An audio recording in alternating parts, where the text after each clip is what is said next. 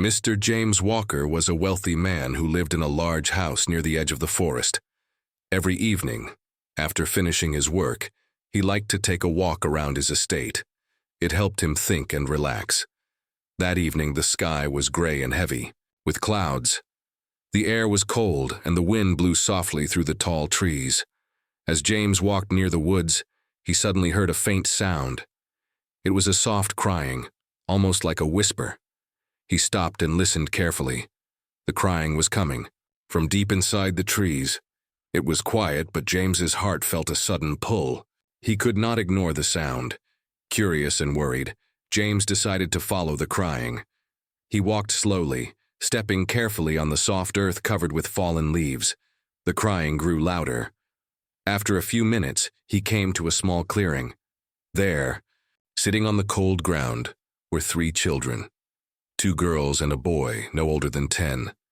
Their clothes were dirty and torn. Their faces were wet, not just from tears, but from the rain that had started to fall lightly. They looked scared and cold. Beside them, lying still on the ground, was a woman. She was pale and motionless. James's heart stopped for a moment. The woman was their mother. The youngest girl looked up and saw James. Her eyes were wide with fear. She hugged the smaller boy tightly.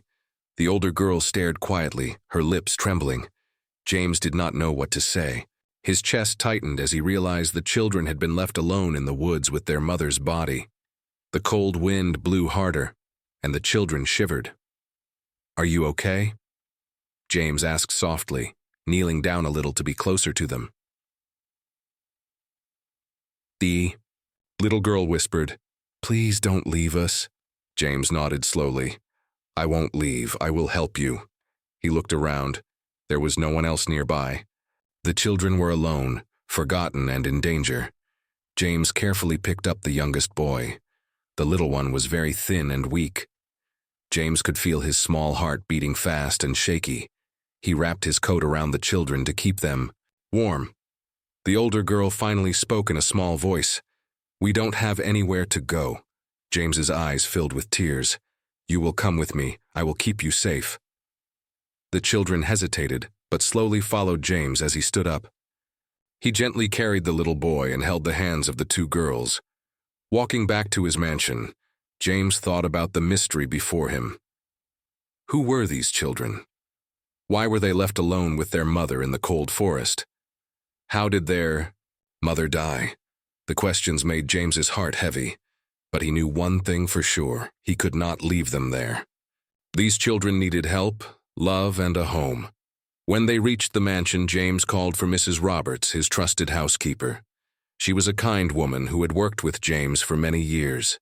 Mrs. Roberts quickly prepared a warm room for the children and brought blankets and food. The children ate quietly, too tired and scared to say much. James sat nearby, watching them carefully. He wanted to make sure they felt safe. That night, James could not sleep. He kept thinking about the children and their mother. He felt a deep sadness and a strange hope at the same time.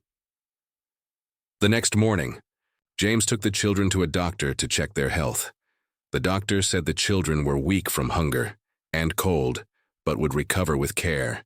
James promised to give them everything they needed. Days turned into weeks, and the children slowly started to feel at home in the mansion.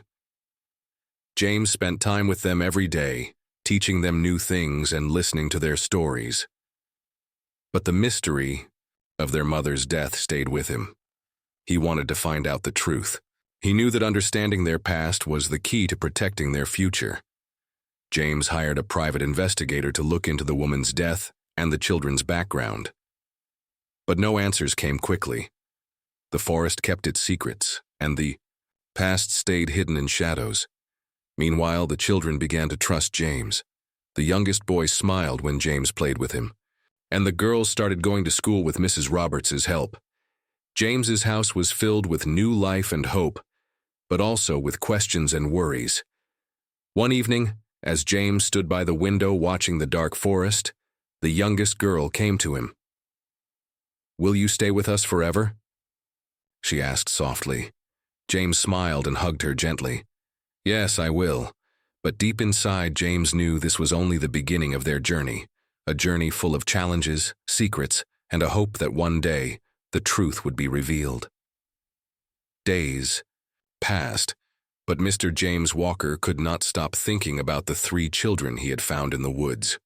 The mystery of their mother's death weighed heavily on his mind. He wanted to give the children a happy home, but first he needed to know the truth. James sat in his large study, the walls lined with books and old photographs. He had hired a private investigator named Mr. Collins to look into the woman's death and the children's past. James hoped that soon answers would come. Meanwhile, the children were slowly settling into their new life. The oldest girl, Emily, was quiet but strong. She helped her younger brother and sister adjust to the strange new house. Sarah, the middle child, was shy and afraid, but she loved drawing pictures on any paper she could find. Little Michael, the youngest, was starting to smile again when James played with him. One afternoon, Emily sat beside James in the big living room. She looked at him with serious eyes. "Mr. Walker," she said softly, "will we ever find out what happened to—" "Mom?" James took a deep breath and smiled gently. "I promise, Emily, we will find the truth you deserve to know." That night, James received a phone call. It was Mr. Collins, the private investigator. "I have some news," said Mr. Collins, his voice low but urgent. "The woman you found, her name was Mary Thompson. She had no family nearby and no one reported her missing." James's heart beat faster. "No one? How is that possible?" "It seems she was very alone. But I also found something strange. Mary had a notebook. It was hidden in a small box near where you found the children. The notebook might have—" answers. The next day, James carefully opened the old box and took out the dusty notebook. Its pages were filled with Mary's handwriting, her thoughts, her fears, and secrets she never told anyone. James sat with the children and showed them the notebook. Emily's eyes widened as she saw her mother's words. Sarah touched the pages gently, and Michael listened quietly. Mary's writing told a story of struggle. She had been trying to protect her children from danger. Someone was following her, someone who wanted to hurt her family. Mary had left clues in the notebook, hoping that one day someone would find her and keep the children safe. James felt a chill run down his spine. The past was darker than he thought. "Who could want to hurt them?" Emily asked, her voice shaking. James didn't have an answer yet, but he promised to protect the children no matter what. As the days went by, strange things started happening around the estate. James noticed unfamiliar cars parked far away, and sometimes he felt like he was being watched. One evening, James found a broken window near the children's room.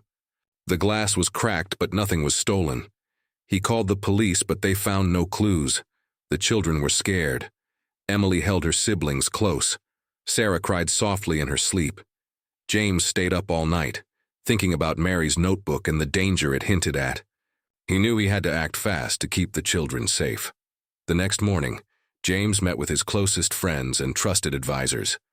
They decided to increase security around the estate and watch carefully for any signs of trouble. James also promised the children that he would never let anyone harm them again. That evening, as James read more from Mary's notebook, he found a name: Daniel. Mary had written about a man named Daniel who had caused her family pain.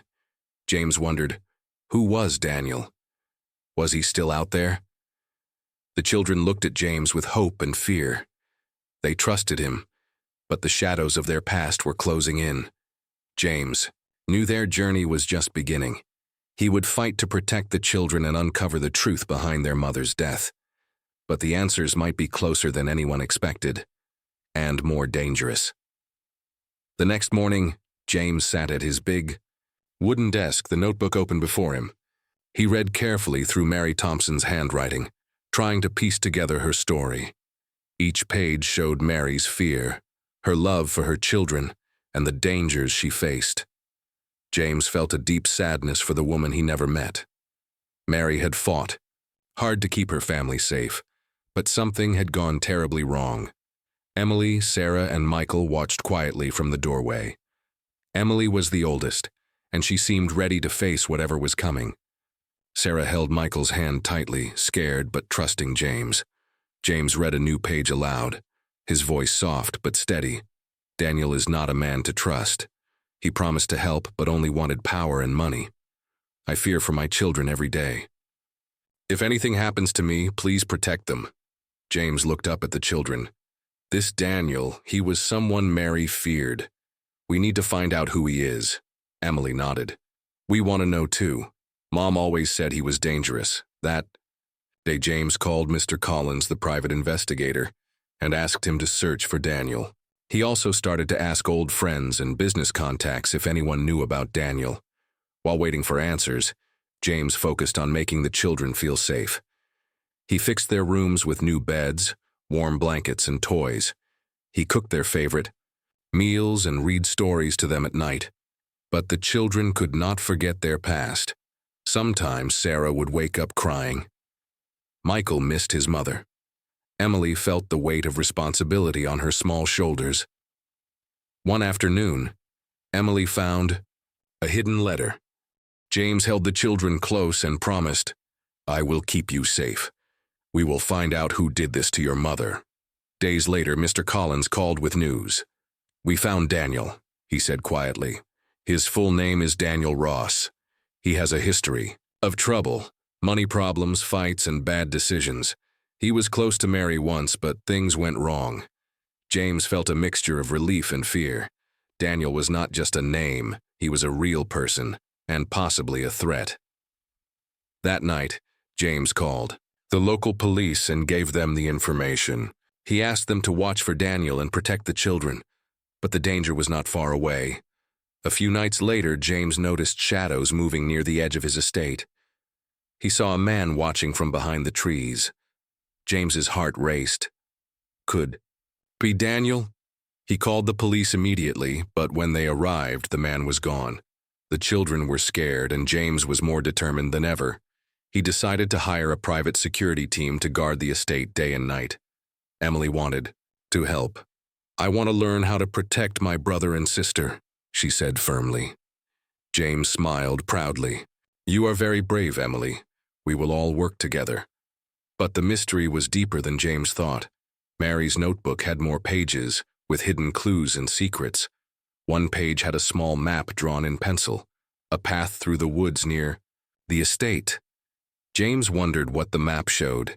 He decided to follow the map the next day, hoping it would lead to answers.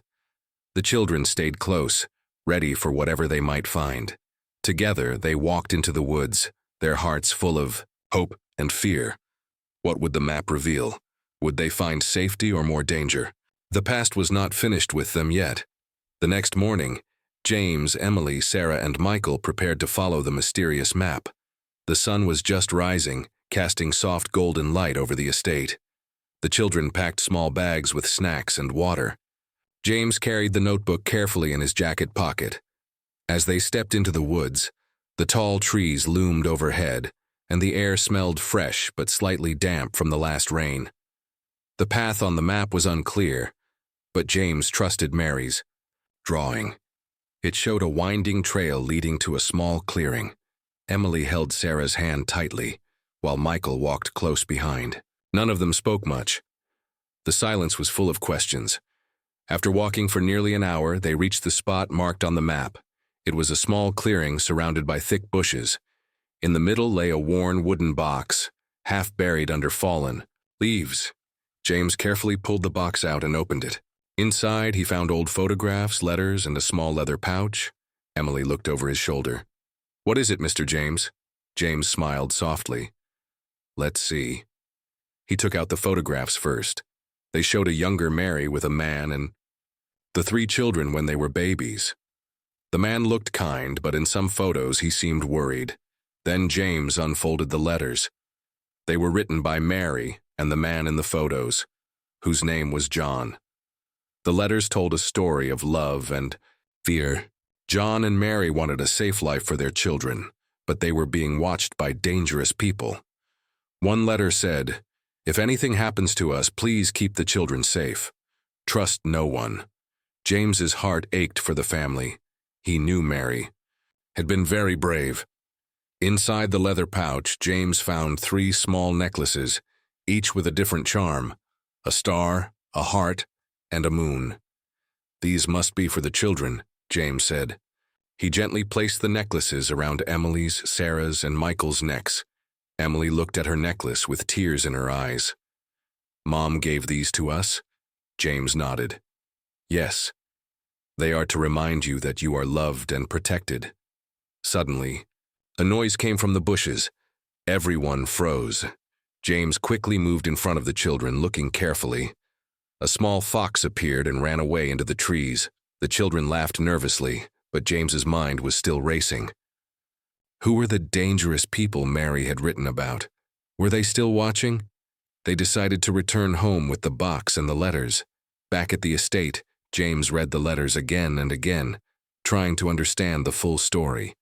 He realized Mary and John had been hiding from someone powerful and cruel. The children had been left in the woods to protect them from this danger. James promised himself he would find out the truth. That night, Emily asked, "Do you think Mom and Dad are still alive somewhere?" James looked at her sadly. "I wish I knew, Emily. But right now we must focus on keeping you safe." The children tried to sleep, but their dreams were filled with questions and memories they could not explain. James stayed up late making plans to protect the children and learn more about their past. He knew their journey was just beginning. Days passed since James found the box in the woods. The children grew a little more comfortable in their new home, but the mystery of their past still weighed heavily on everyone. James decided to visit an old friend, Mr. Harris, who was a retired detective. Maybe Mr. Harris could help him understand the letters and the danger Mary and John had faced. The next morning, James drove to Mr. Harris's house. He showed him the letters and photos. Mr. Harris looked closely, rubbing his chin. "These letters speak of a secret. Someone was chasing them, probably for something important. But these names, Mary and John, are not in the police records I have." James frowned. "So who could want to hurt them?" Mr. Harris sighed. "It's hard to say. Sometimes people get involved in trouble without knowing it. Maybe John had enemies or owed money. Or maybe something more dangerous." James felt a chill. He thought about the small charms Mary gave the children, the star, the heart, and the moon. What did they mean? Back at the estate, James gathered the children. "I am going to find out the truth about your parents," he said kindly. "But until then, you must be careful. If anyone comes asking questions, do not speak to them." Emily, Sarah, and Michael nodded, but fear was clear in their eyes. That night, as James locked the doors and windows, he heard a faint sound outside, a soft rustling near the garden. He went outside to look but saw nothing except the shadows of trees. Back inside, Emily woke up suddenly. "Mr. James, I heard something too." James comforted her. "It's okay, Emily, I'm here." But deep down, James knew they were not alone. The next day, a strange man appeared near the estate gate. He wore a dark coat and a hat pulled low. Over his eyes, James met him at the gate. "Can I help you?" The man smiled coldly. "Just passing by, sir." James did not believe him. "If you have questions about the children, you should leave." The man's smile faded. "You don't know what you have, do you?" Before James could answer, the man turned and left quickly. James watched him go, worry growing in his chest. He returned inside and told the children to stay indoors and lock the doors. Emily whispered, "Why do they want us, Mr. James?" James looked at her, eyes serious. "I don't know yet, but I promise I will protect you." That night, James sat alone reading the letters again. One letter caught his eye. Mary wrote about a hidden key, a key that could unlock the truth. James wondered if the key was somewhere in the box or nearby. The children asked many questions the next morning, but James told them to wait a little longer. He began planning a search for the hidden key, hoping it would lead to answers about their past and safety. Meanwhile, the strange man was watching the estate from a distance, waiting for the right moment. The children clung to James, sensing the danger around them but trusting him completely. The mystery deepened, and James knew the next days would be full of challenges. James woke early. his mind racing with thoughts about the hidden key Mary mentioned in her letter. If the key was real, it could unlock the mystery behind the children's past, and maybe bring them safety at last. He gathered the 3 children, Emily, Sarah, and Michael, and said gently, "Today we will search the box again. There might be something we missed." The children looked hopeful but nervous. Emily, the eldest, held her baby brother's hand tightly. They went into the large room where James had kept the box safe. The wooden box was old but strong, covered in dust and locked with a small rusty latch. James opened the box slowly. Inside, besides the old letters and photos, was a small wrapped cloth bundle. He carefully unwrapped it. Inside the bundle was a small metal key, old but shining slightly in the morning light. James held it carefully. "This must be the key Mary wrote about." The children gasped. Sarah whispered, "What do we unlock with this key?" James shook his head. "I don't know yet, but I will find out." He noticed a small folded piece of paper hidden under the key. It was a map, hand-drawn and marked with strange symbols. James studied the map carefully. It showed the woods nearby, the place where he found the children. On the map, a red X marked a spot deep in the forest. "This must be where something important is hidden," James said. "Tomorrow, we will go there." That night, James could not sleep. He worried about what they might find. What if it was something dangerous? Or what if they were not the only ones searching for it? The next day, James and the children prepared for the trip. Emily packed some food. Sarah carried a small blanket for Michael. They walked slowly into the woods, the sun shining weakly through the trees. The air was cold and quiet. After walking for about an hour, they reached the place marked with the red X on the map. James looked around. There was a large old tree with thick roots twisting into the ground. He noticed a small hole beneath the roots, just big enough to fit his hand. James used the key to unlock a hidden latch in the tree bark. The roots moved slightly, revealing a small wooden box buried in the earth. His heart beat fast as he pulled the box out. Inside the box were more letters, old photographs, and a small leather-bound book. James opened the book carefully. It was a diary, Mary's diary. The children watched silently as James began to read aloud. Mary wrote about her life, her love for her children, and the terrible danger she and John faced. She explained how a powerful man had threatened their family. Because of money and secrets, Mary feared for her children's safety and decided to hide the diary and key in the woods. James felt tears in his eyes. The story was more painful than he imagined. Suddenly, a noise came from the bushes. James stopped reading and looked up. Desuane, strange man from before, stepped into the clearing, his eyes cold and hard. "I see you found my secret," he said quietly. James stood in front of the children. "Stay behind me," he whispered. The man smiled cruelly. "You don't understand what you are dealing with. That diary belongs to me. Hand it over." James shook his head. "I will protect these children. You will not harm them." The man stepped closer, but before he could do anything, a loud noise came from the forest. 2 figures appeared, running toward them. It was Mr. Harris, the retired detective, and a police officer. "Step away from them," the officer shouted. The man's face turned pale. He knew he was caught. He turned and ran into the woods, disappearing quickly. James sighed with relief. He hugged the children tightly. "We are safe for now," he said. The children looked at the diary and letters with new hope. James knew the journey was not over, but they had taken a big step toward the truth. The days after the confrontation, in the woods were quieter, but the mystery still lingered in the air. James, Emily, Sarah, and Michael stayed close together, their bond growing stronger with every passing moment. James had contacted the police and told them everything. The strange man was now being investigated, and James felt safer knowing the law was on their side. But the biggest challenge was still ahead. What would happen to the children? James wanted to give them a real home, a family, and a future. Full of hope. One afternoon, as the sun warmed the big house, James sat with the children in the living room. Emily looked at James with hope in her eyes. "Mr. James," she said softly, "thank you for saving us. We don't want to be scared anymore." James smiled gently. "You don't have to be scared. From now on, this is your home. You are my family." Sarah hugged her little brother Michael. "I like that," she whispered. James decided to adopt the 3 siblings. The process was long and difficult, but James never gave up.